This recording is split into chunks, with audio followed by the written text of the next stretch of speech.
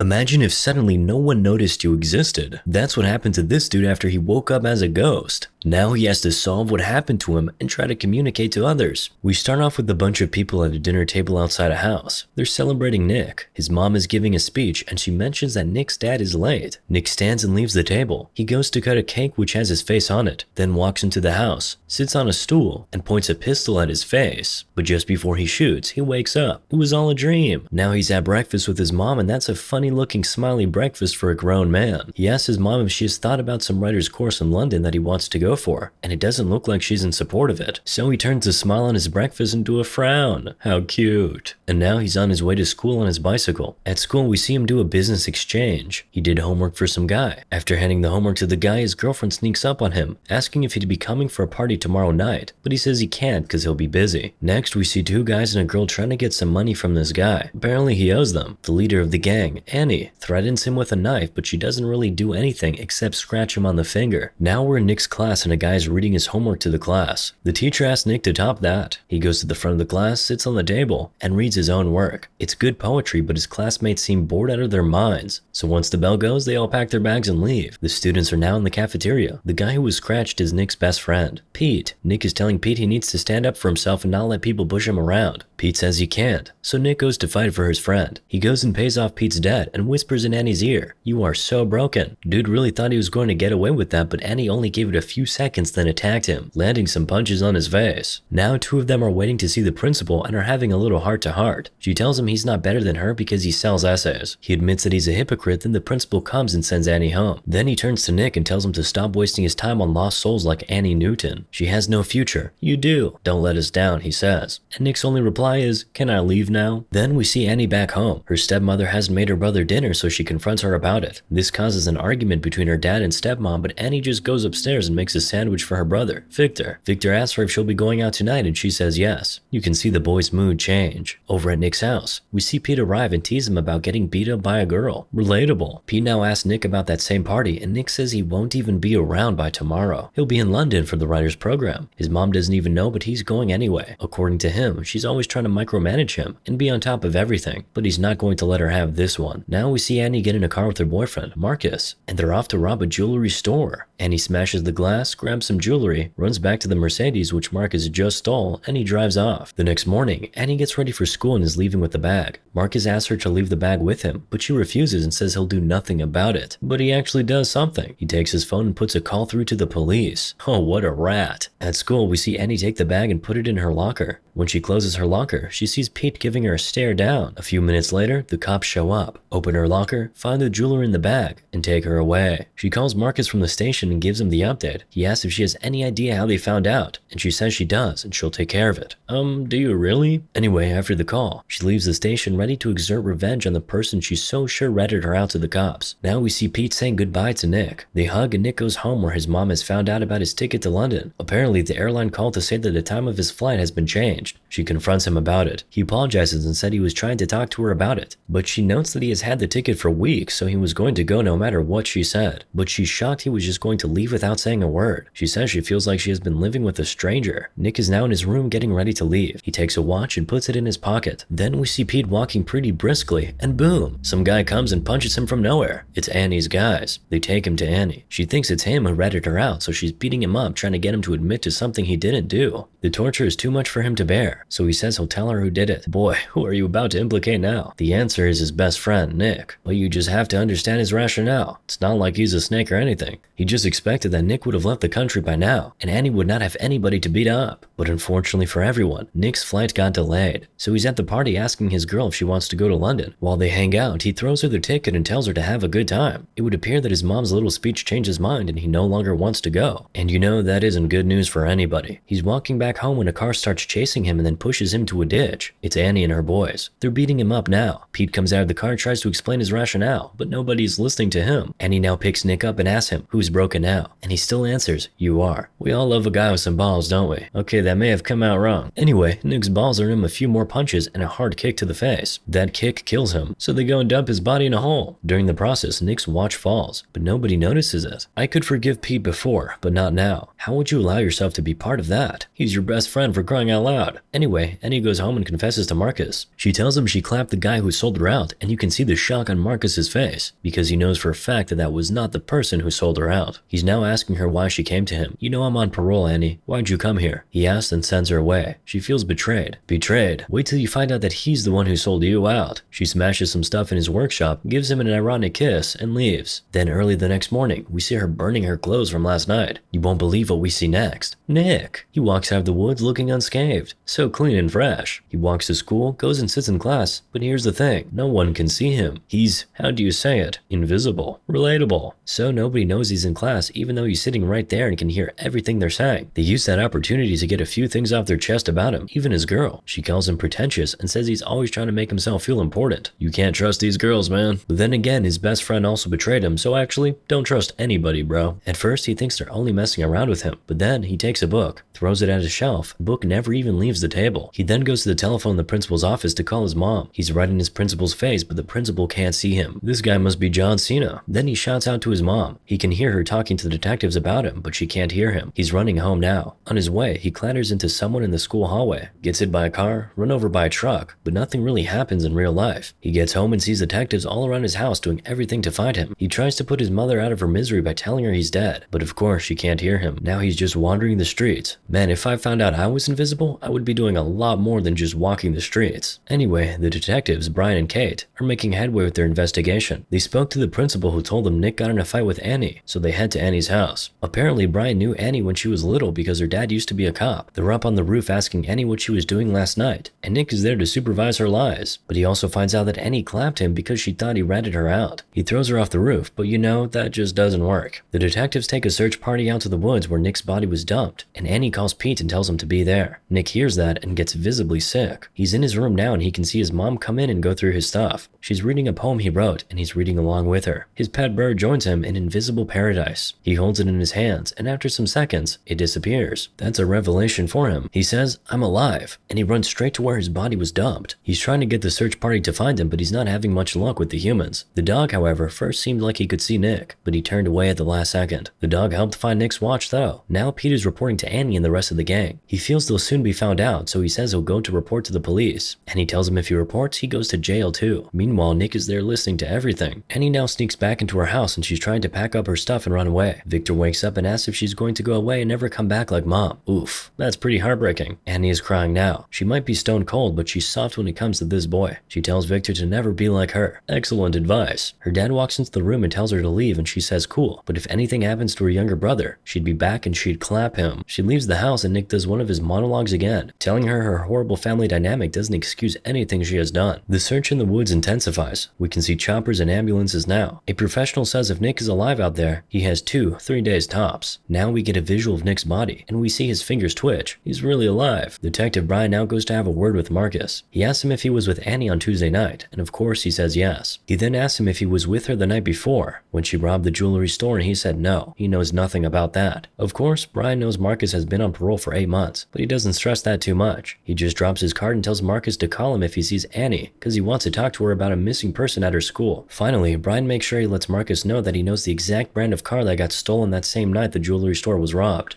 Nick is now telling his mom how he knows this won't change a thing for her, cause she always has everything under control. He's shouting at her, shaking her, scattering everything on her table, even throwing a chair through the window. But of course none of that actually happens. A few moments later, his mom breaks down and starts crying. She's really weeping and calling out Nick's name. Pete is taking a walk under the rain when Marcus comes from nowhere, grabs him, and points a gun at his chest. Marcus tells Pete that he's being followed by the police, and he actually is. He takes him into the woods and Pete points to him where the body was dumped. The next day, Marcus tries to trick Annie to come to a location station so he can clap her, but she suspects something, so she calls Pete and tells him to go instead. Pete goes and is followed by Detective Kate, after Nick did his best to get her to wake up and look. Pete is now at the bridge with the two guys while Annie is watching from a distance, but then Marcus comes from behind her and points a gun at her back. He takes her to the bridge where the rest of the guys are and tells Pete to go home. He runs home. You can see how thankful he was that he was asked to go. Marcus says they have to move quickly because there's a tail on Pete, and he's right, but it's too late now. The cops are already here. Annie then grabs the shotgun from Marcus and is pointing it at the cops, but they're surrounded now. But Annie is one hell of a survivor. She manages to climb out and escape. Peter Parker would be extremely proud. While she's running away, Nick screams, "They'll catch you, Annie," and it seems like she heard him, because she turns around and yells something. So Nick goes, "She heard me." She goes to a club and sells a ring which belonged to Marcus to some guy. After he pays her, she decides to stay back and do a little dancing. She takes off her hoodie and beanie, and is now doing the signature white woman dance while Nick is just watching her. The next day, she goes to her mother's grave, and she says she's sorry. Then Nick starts talking about how sometimes he wishes his mom died, instead of his dad, because of how much pressure she puts on him. He now reaches out to Annie and touches her shoulder. He says he knows she can hear him, so he tells her just to tell them where his body is, but she just stands up and leaves. He follows her. She breaks into the school at night and puts some money in an envelope for Victor, and puts it in her locker. Nick is there to tell her he's dying, and he doesn't have much time left, and ironically, she's the only one who can save his life. You can tell she can hear his voice in her head, so he screams her name and she turns around, but she can't see anybody. She's miserable now. She goes to take a shower, and being a good boy, Nick makes sure not to look. Meanwhile, Nick, the one in the hole that is, opened his eyes at this point. Annie is sleeping now in the basketball court and Nick is right beside her, running his hands through her body and calling out her name. He oversleeps and is woken up by the basketball team that comes in for practice. How are you a ghost and oversleeping? Or sleeping at all for that matter? Anyway, now we see Annie in Nick's house. She's going through his old photos and getting nostalgic. Do not tell me these two are falling in love, because even Nick is out here smiling while his body's decaying in that hole. Thankfully, Nick's mom comes in and kills whatever romance was brewing. Annie runs out of the house and straight into the woods to where they dump Nick's body. And Viola, the body isn't there. Nick is telling Annie that someone was there to move his body and he's asking her to think. She sees the substances that she found with Pete days back, and that tells her that Pete was here, so she goes after Pete at school. Pete is now telling her that Nick didn't even rat her out in the first place. He then confesses that he and Marcus moved the body, so she goes after Marcus. She ambushes him in his car, just outside a police station. Then she takes him to a precipice and tells him to go on his knees. Role reversal moment. Then she points a gun at him. Meanwhile, Pete is trying to self-delete. Nick is begging him not to do it, but Pete can't even hear a thing. But here's the beautiful thing. While Pete is in that transition zone where he's not dead yet, but not fully alive, he sees Nick. They can see and talk to each other. Nick is now asking Pete where he moved the body to at the same time Annie is asking Marcus the same question. They both answer about the same time. After they do, Pete's parents rush into his room and find him in the state he's in, and Annie just leaves Marcus and turns around to go find Nick. But not clapping him turns out to be not a very good idea, because Marcus stands up and shoots her. She doesn't die though. She has enough in her to shoot him and stand up and call Detective Bryant. She tells him where Nick is and tells him she left something for her brother in her locker, and he should make sure Victor gets it. The cops rush off to the dam where Nick's body is, but of course, Nick gets there before them. He finds his body and he's now touching himself. Oh no, not in that way. He's with his body now, but you know, he can't save himself. The dam gates open and Nick is drowning. Kate calls for the gates to be closed and now the cops are looking for Nick. Brian finds him and they all rush there. Indeed, he's alive. They rush him into the ambulance and Annie is there watching from a very far distance. She's still bleeding. She gets into her car and sort of blacks out for some time. She's woken up later in the evening by a cop who asks her to come down from the car, but she doesn't and just drives away instead. As expected, they start chasing her. At the hospital, Nick's mom is watching as the doctors try to save her son. The police finally surround Annie and they all have guns pointed at her, but she hears Nick's voice in her head saying, "I need you, Annie, I need you." And that was all the fuel she needed. She steps on the accelerator and drives through the police blockade. She gets to some place, dumps the car, and completes her journey on foot. Where does she go? The hospital, of course. Nick directs her to where his body is being operated on. She gets there and Nick's mom goes, "You have some nerve," the moment she sees her. Nick tries to play peacemaker, but you know, mama can't hear you. So Annie has to do it all on her own. She says she just has to talk to Nick, but Nick's mom lands a slap on her face. Annie then tells her that Nick is here, that she can feel him and hear him, that she knows what he wants. Of course, she doesn't believe her. So on Nick's directive, Annie tells Nick's mom about that time she was in his room reading his poems, and how he was with her then. She now asks Annie what she wants, and Annie says she just needs to see Nick. She can help him, but his mom says no. Annie hands her her gun, and says she knows she can bring him back. She finally lets her go in. Annie is now running her fingers through Nick's body. She apologizes to him and begs him not to go. while. She takes off her necklace, which once belonged to her mom, and puts it in his hand while she joins him on the bed and snuggles with him. When she does that, the invisible Nick disappears, and the real Nick wakes up and calls Annie's name. Annie says she wanted to do one good thing, and Nick tells her she did. She saved him. Then Annie taps out. Then we see Victor playing with a toy plane, and Nick shows up and has a conversation with him. Victor says his sister died, and Nick says they should send her a message. Victor's message is simple and short. Hey Annie. So Nick writes that on the plane for him, and they fly it. Moral of the story? I don't know, but that was sad.